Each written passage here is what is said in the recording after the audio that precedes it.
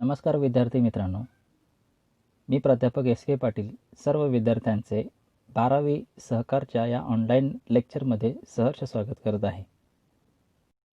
आजच्या लेक्चरमध्ये आपण सहकारी संस्थेचे संघटन हा पहिला धडा अभ्यासणार आहोत.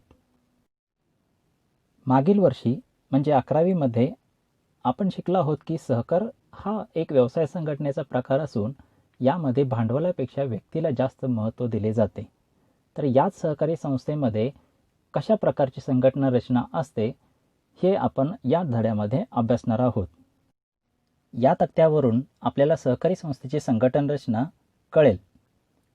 या संघटन रचनेमध्ये सर्वप्रथम सर्वात महत्त्वाचा जो घटक असतो तो सभासद असतो. सभासद एकत्र येऊन आपल्यातला एक प्रतिनिधी निवडतात, त्यांनाच संचालक मंडळ असे म्हणतात. तर त्यानंतर जे येतात ते सर्व पदाधिकारी. या पदाधिकाऱ्यांमध्ये अध्यक्ष, उपाध्यक्ष, सचिव, खजिनदार या सर्वांचा समावेश होतो. या सर्वांना मिळून सहकारी संस्थेची संघटन रचना पूर्ण होते. यामध्ये सर्वप्रथम आपण सभासद म्हणजे काय आणि त्यांच्या संबंधी आपण माहिती जाणून घेणार आहोत. तर सभासद म्हणजे कोण? तर सामान्य लोकांच्या हितासाठी सहकारी संस्थेची स्थापना प्रवर्तक करतो आणि त्यासाठी समान उद्दिष्ट असणारे समाजातील व्यक्तींना एकत्र आणून तो अशा संस्थेची स्थापना करत असतो. तर अशा स्थापन करत असताना म्हणजे संस्थेची नोंदणी होत असताना त्या नोंदणी अर्जावर प्रवर्तक म्हणून ज्या व्यक्ती सह्या करतात त्यांना नोंदणीनंतर सभासदत्व दिले जाते आणि त्यानंतर सर्व इच्छुक व्यक्ती, समाजातील इच्छुक व्यक्ती आणि पात्र व्यक्ती सभासदत्वासाठी आवश्यक प्रवेश फी आणि भागभांडवल खरेदी करून सभासदत्वासाठी अर्ज करू शकतात. असे अर्ज मिळाल्यानंतर 15 दिवसाच्या आत संबंधित व्यक्तीला सभासदत्वाचा निर्णय त्या संस्थेची व्यवस्थापन समिती देत असते. त्यामुळे सभासद ही सहकारी संस्थेमध्ये फार महत्त्वाची व्यक्ती असते. आपल्याला खाली सभासदाची व्याख्या दिसून येते. तर यानंतर आपल्याला सभासदाची पात्रता पाहावयाची आहे. सभासदाची पात्रता म्हणजे काय? तर कोणकोण व्यक्ती सभासद होऊ शकतात. त्याच्यामध्ये 1 नंबर आहे ते सज्ञान व्यक्ती, म्हणजे कुठलीही 18 वर्ष पूर्ण केलेली आणि मानसिकदृष्ट्या सक्षम असलेली व्यक्ती सहकारी संस्थेची सभासद होऊ शकते. त्यानंतर दुसरा मुद्दा, कार्यक्षेत्रात वास्तव्य. कार्यक्षेत्र म्हणजे ज्या ठिकाणी सहकारी संस्था स्थापन झालेली असते तर त्या क्षेत्रामध्ये वास्तव्यास असलेली कोणतीही व्यक्ती सहकारी संस्थेची सभासद होऊ शकते. तिसरी पात्रता विद्यार्थी सभासद. काही वेळा 18 वर्षापेक्षा कमी वय असलेली व्यक्तीसुद्धा सभासद होऊ शकते आणि हे फक्त विद्यार्थ्यांच्या बाबत होऊ शकते. म्हणजेच शाळा किंवा महाविद्यालयाच्या ठिकाणी स्थापन झालेली सहकारी ग्राहक भांडारे यामध्ये 18 वर्षांपेक्षा कमी वय असलेल्या सभासदांना सभासदत्व मिळू शकते. त्यानंतर चौथी पात्रता नोंदणीकृत संस्था, म्हणजेच यामध्ये शैक्षणिक संस्था, क्रीडा संस्था, सांस्कृतिक मंडळे या सर्वांचा समावेश होतो. यासारख्या संस्था नोंदणी कायद्यानुसार नोंदणी झालेल्या असतात, त्यामुळे त्यासुद्धा सहकारी संस्थेचे सभासद होऊ शकतात. आणि त्यानंतर 5 नंबर भागीदारी संस्था. यामध्ये कुठलीही भागीदारी संस्था जी भागीदारी कायदा 1932 नुसार स्थापन झालेली आहे ती सुद्धा सहकारी संस्थेची सभासद होऊ शकते. त्यानंतर 6वी पात्रता आहे ती कंपनी. त्याला आपण संयुक्त भांडवली संस्था असेही म्हणतो. तर अशा संयुक्त भांडवली संस्था म्हणजे कंपनी ज्या कंपनी कायदा 2013 नुसार नोंदणी झालेल्या असतात त्यासुद्धा सहकारी संस्थेच्या सभासद होऊ शकतात. त्यानंतर 7 नंबर सार्वजनिक विश्वस्त संस्था. ज्या सार्वजनिक विश्वस्त संस्था 1860च्या कायद्याअंतर्गत समाजाला विशिष्ट प्रकारच्या सेवा पुरवण्यासाठी स्थापन झालेल्या असतात त्यासुद्धा सहकारी संस्थेचे सभासद होऊ शकतात. त्याच्यानंतर 8 नंबर एखादी सहकारी संस्था दुसऱ्या सहकारी संस्थेची सभासद होऊ शकते. तसेच 9 नंबर स्थानिक स्वराज्य संस्था म्हणजेच ग्रामपंचायत, पंचायत समिती, जिल्हा परिषद, नगर परिषद, महानगरपालिका यासारख्या स्थानिक स्वराज्य संस्थासुद्धा दुसऱ्या सहकारी संस्थेच्या सभासद होऊ शकतात. आणि त्यामध्ये शेवटचा जो आहे तो केंद्र किंवा राज्य सरकार. अशा वेळी काही अपवादात्मक परिस्थितीत किंवा आवश्यकता भासल्यास केंद्र सरकार किंवा राज्य सरकारसुद्धा एखाद्या सहकारी संस्थेचे सभासदत्व स्वीकारू शकतात. यानंतर आपण सभासदांचे प्रकार पाहूया. सभासदांच्या प्रकारामध्ये एकूण 4 प्रकार पडतात: क्रियाशील सभासद, अक्रियाशील सभासद, सहयोगी सभासद आणि नाममात्र सभासद. त्यातला पहिला प्रकार जो आहे तो क्रियाशील सभासद.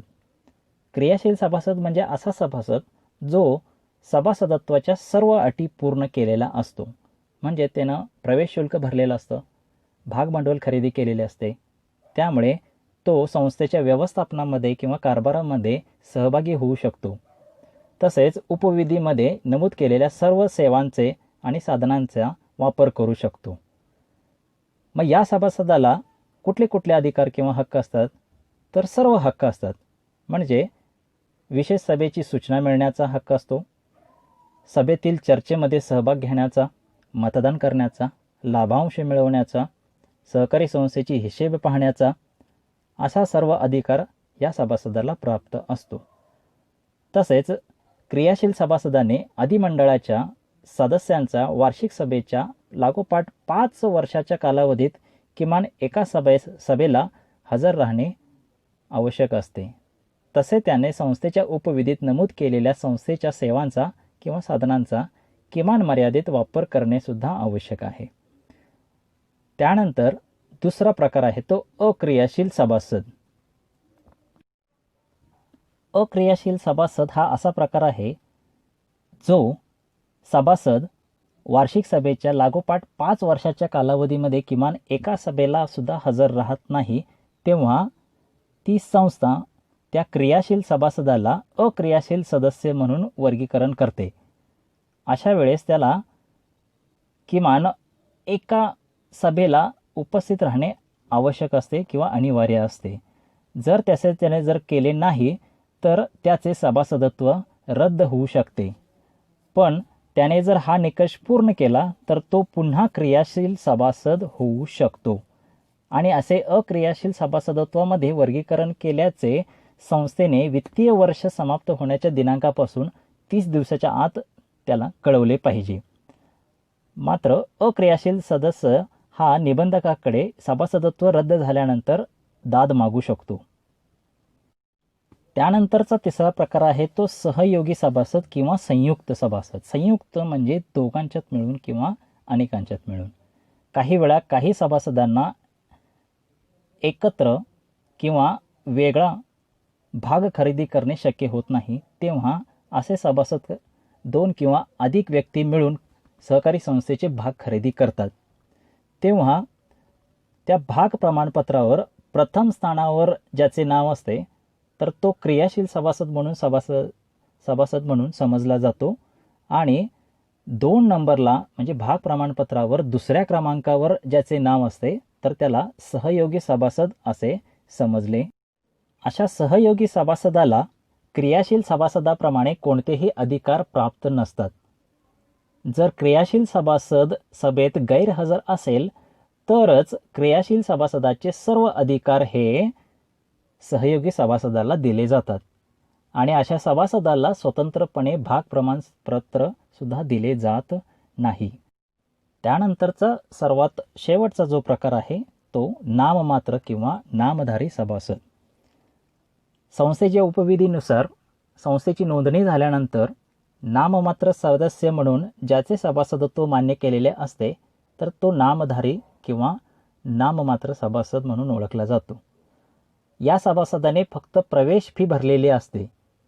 त्याने कोणतेही संस्थेचे भाग खरेदी केलेले नसतात, त्यामुळे त्याचे नाव भाग पुस्तकामध्ये सुद्धा नसते, त्याला भाग प्रमाणपत्र दिले जात नाही आणि तो व्यवस्थापनामध्ये कुठेही सहभागी होत नाही. तसेच निवडणूक लढवणे, सभेला हजर राहणे, मतदान करणे, लाभांश मिळवणे असे कोणतेही अधिकार त्याला प्राप्त नसतात. अशा प्रकारे एकूण सभासदांचे हे 4 प्रकार पडतात. यानंतर आपण सभासदांना कोणते अधिकार प्राप्त असतात याबद्दल माहिती घेऊ. यामध्ये 1 नंबरला जो आहे तो भाग प्रमाणपत्र मिळवणे, म्हणजे कोणत्याही सभासदाला संस्थेकडून खरेदी केलेल्या भागांचे भाग प्रमाणपत्र मिळवण्याचा अधिकार असतो. तसेच भाग हस्तांतर करण्याचा आणि संस्थेत जमा केलेली रकमेची पावती मिळवण्याचा अधिकार असतो. दुसरा अधिकार सभेबाबत अधिकार, म्हणजे कोणत्याही क्रियाशील सभासदांना कोणत्याही सर्वसाधारण सभेची सूचना मिळवण्याचा, सभेला उपस्थित राहण्याचा, चर्चेमध्ये भाग घेण्याचा व सभेतील कामकाजामध्ये भाग घेण्याचा अधिकार असतो. तिसरा अधिकार व्यवस्थापन समितीबाबत अधिकार.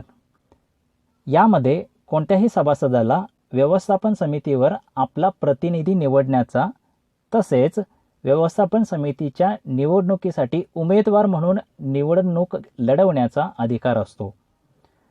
चौथा अधिकार निबंधकाकडे अर्ज करण्याचा, म्हणजे व्यवस्थापन समितीने अधिमंडळाची वार्षिक सभा जर बोलवली नाही तर सभासद निबंधकाकडे सभा आयोजित करण्यासाठी अर्ज करू शकतो. तसेच सहकारी संस्थेची चौकशी व्हावी यासाठी सुद्धा निबंधकाकडे अर्ज करू शकतो.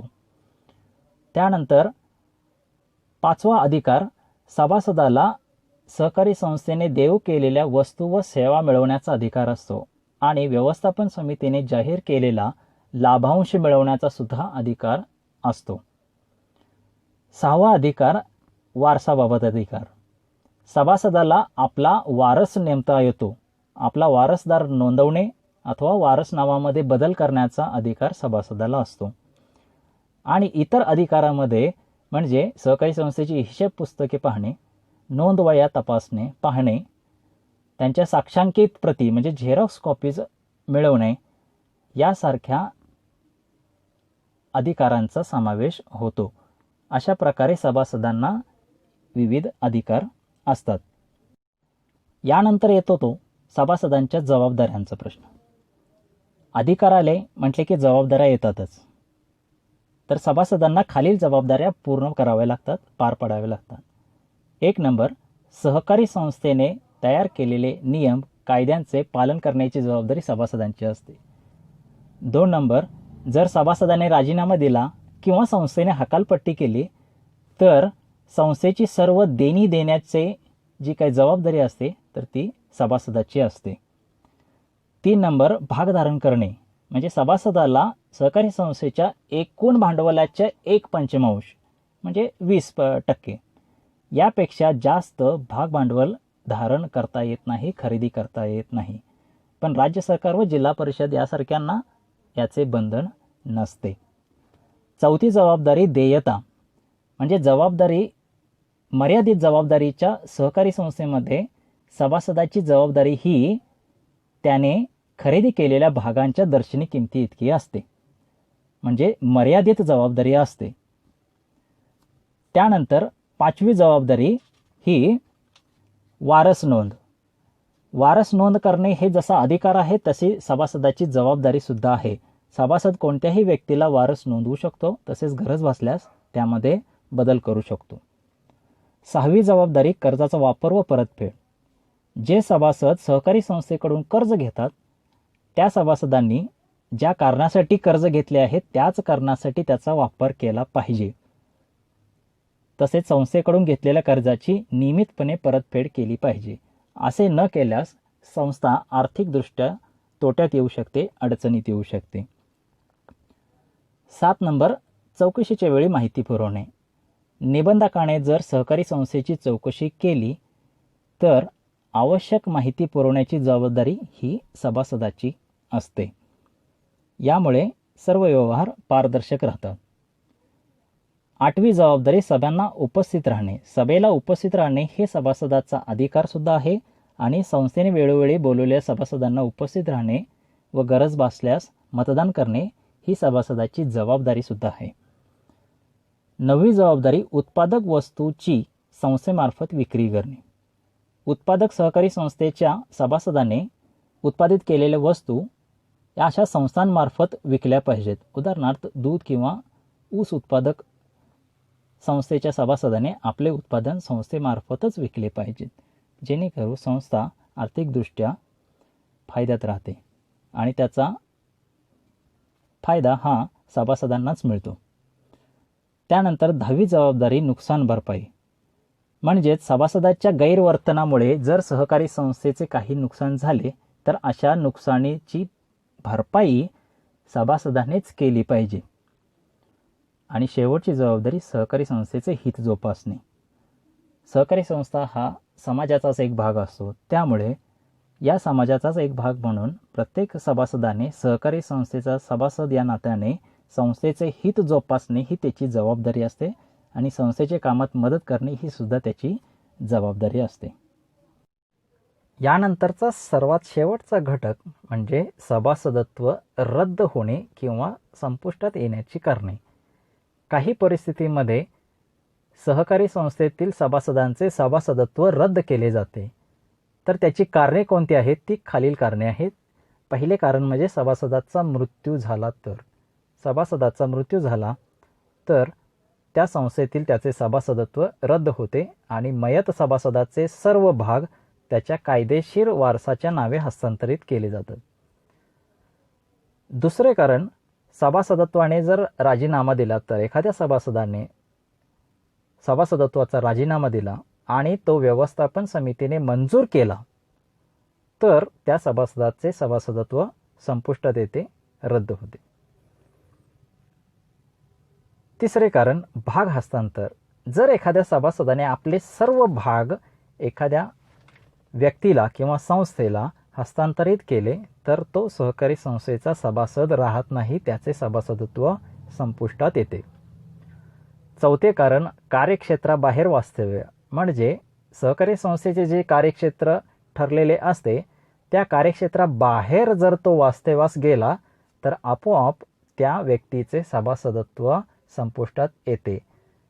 कारण नियमावलीमध्ये सहकारी संस्थेच्या कार्यक्षेत्रातील व्यक्तींना सभासदत्व दिले जाते, त्यामुळे त्याचे सभासदत्व रद्द होते. पाचवे कारण, संस्थेचे विसर्जन. विसर्जन म्हणजे संस्था बंद पडणे. सहकारी संस्था जर बंद पडली तर तिची नोंदणी रद्द होते आणि साहजिकच सर्व सभासदांचे सभासदत्व संपुष्टात येते. सहावे कारण, सभासदाची हकालपट्टी. काही वेळा सभासदाच्या वर्तनामुळे किंवा त्याच्या चुकीच्या माहितीमुळे संस्थेची बदनामी होऊ शकते. अशा वेळी सहकारी संस्था त्याच्या नावलौकिकास बाधा येत असेल तर अशा सभासदाला संस्थेच्या बाहेर केले जाते, म्हणजे त्या सभासदाची हकालपट्टी केली जाते. त्यानंतर नादारी. नादारी जाहीर झाल्याने अथवा कायदेशीर तरतुदीने सभासद राहण्यास पात्र न ठरवल्यास सभासदत्व रद्द होते, म्हणजे तो सभासदत्व होण्यास अपात्र असतो. आणि आठवे कारण, अक्रियाशील सभासद. संस्थेने एखाद्या सभासदाचे वर्गीकरण अक्रियाशील सदस्य म्हणून केल्यास आणि त्या पुढील 5 वर्षात क्रियाशील सदस्याचे कोणतेही निकष जर त्याने पूर्ण केले नाहीत, म्हणजे कोणत्याही सभेला जर तो हजर राहिला नाही आणि दिलेले निकष पूर्ण केले नाहीत तर संस्था त्या सभासदाचे सभासदत्व रद्द करू शकते. अशा प्रकारे आपण सहकारी संस्थेच्या संघटन प्रकारातील पहिला जो घटक बघितला तो महत्त्वाचा सभासद. हा घटक मोठा असल्यामुळे यापुढील व्यवस्थापन समिती व त्यांची कार्य पुढील व्हिडिओमध्ये पाहूया. धन्यवाद.